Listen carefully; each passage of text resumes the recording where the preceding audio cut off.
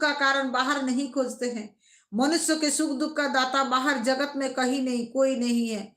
ये कल्पना ही भ्रामक है। मुझे कोई सुख दुख दे रहा है, ऐसे कल्पना तो अन्य के प्रति बैर भाव जगाएंगे। वस्तु तो सुख और दुख कोई दे नहीं सकता, ये मन को कल्पना मात्र है। सुख दुख तो कर्म का ही फल है। सदा सर्वदा मन को समझाओ कि उसे जो सुख दुख दुखानुभव हो रहा है उसी का कर्म का फल है। राम तो परमानंद स्वरूप है। जो उनका स्मरण करते हैं उसे दुख नहीं होता, सुख ही होता है। सो उनको दुख होने का तो कोई प्रश्न ही नहीं है। उनके मन में कई कई के प्रति कोई मन दुख नहीं है। राम को कर्म का बंधन तो नहीं है, वो कर्म से परे है। वो अपने इच्छा से ही प्रकट होते हैं और जीव को अपने कर्म के कारण जन्म लेना पड़ता है। ईश्वर स्वेच्छा से प्रकट होते हैं। फिर भी परमात्मा लीला करने के लिए प्रकट हुए हैं, सो कर्म की मर्यादा में रहते हैं। जगत के सामने एक आदर्श रखते हैं। स्वयं परमात्मा होते हुए भी कर्म के बंधन में है, सो स्वेच्छा से ही अवतरित हुए हैं। जीव अपने कर्म से जन्म लेते हैं। राम कथा कई ग्रंथों में वर्णित की गई है। कई कई ने राम को वनवास दिया, कौशल्या माता को अति दुख हुआ। रामचंद्र कहते हैं कि मेरे कर्म का फल है। पूर्व जन्म में मैंने कई कई को दुख दिया था, सो उसका ही फल है।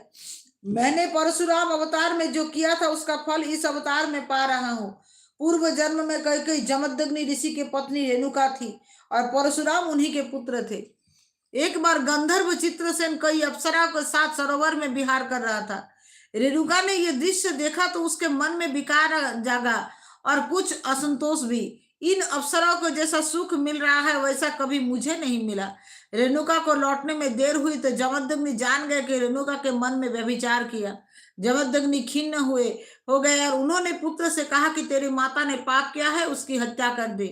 पिता का आज्ञा सुनकर पिता बिना कुछ सोचे विचारे परशुराम ने रेणुका का शिरच्छेद कर दिया। रामचंद्र कौशल्या को समझा रहे हैं कि उस जन्म में मैंने माता को दुख दिया था, सो इस जन्म में वो मुझे दुख दे रहे हैं। महात्मा तो यहां तक कहते हैं कि राम ने बाली को हत्या की थी, सो वही बाली कृष्ण अवतार के समय पारधी का रूप लेकर आया और भगवान को उसके बाण से मरना पड़ा। किए हुए कर्म को फल भुगतना ही पड़ता है। सारी रात लक्ष्मण जी और गुह बातचीत करते हुए चौकी कर रहे थे। ब्रह्म मुहूर्त में रामचंद्र जी ने समाधि से निवृत्त होकर शिव जी की पूजा की। अपने जीवन में कुछ नियम होने ही चाहिए। जिसके जीवन में कुछ शुभ संकल्प नहीं है वो पशु से भी अधम है।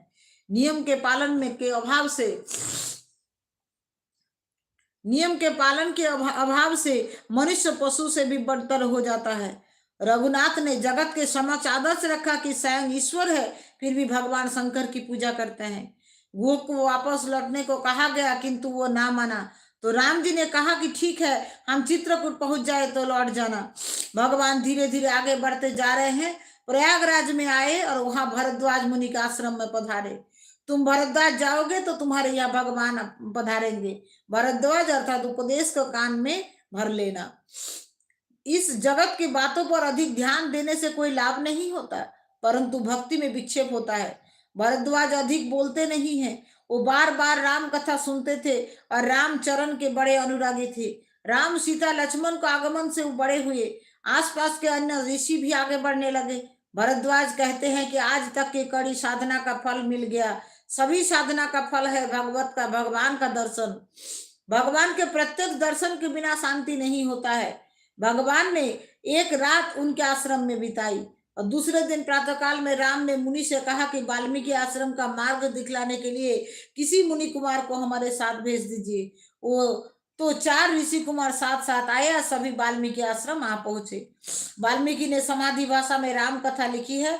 राम जी के प्रागट्य के पूर्व ही वाल्मीकि ने रामायण लिख दिया था। वो तो आदि कवि है, उनके मुख से ही सर्वप्रथम श्लोक प्रकट हुआ था। इससे पहले कोई श्लोक था ही नहीं। प्रथम श्लोक क्रौंच वध संबंधी था। किसी पारधी ने एक कीड़ारत क्रौंच जुगल पर तीर छोड़ा तो पंछी मर गया।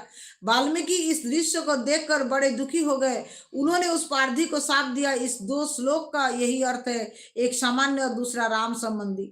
वाल्मीकि आश्रम में श्री राम और जानकी और लक्ष्मण पधारे। श्री राम ने वाल्मीकि जी से कहा कि आप तो त्रिकालदर्शी है। वाल्मीकि बोले ये तो सत्संग का फल है। पहले तो मैं था भालिया भील जो लोगों को लूटता रहता था।